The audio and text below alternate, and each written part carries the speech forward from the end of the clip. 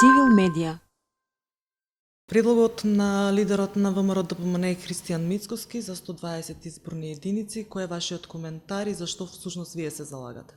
Прво, изненадена сум од изјавата заради тоа што не е комуницирана со пратенициве, но не е прв пат и се надевам и мислам, очекувам дека не е ни последен пат одлуките да се носат некаде таму во мал круг на луѓе во партијата.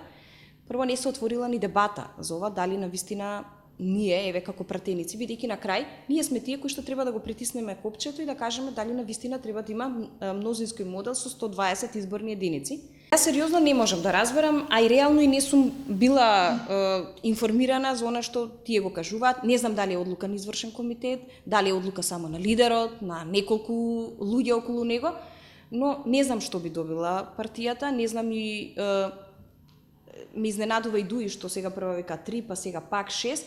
Никако мислам дека никој не е спремен да го отвори изборниот законник, а мислам дека е сериозно време сега да се отвори изборниот законник и да има вклучување на граѓанскиот сектор. Цивил медија.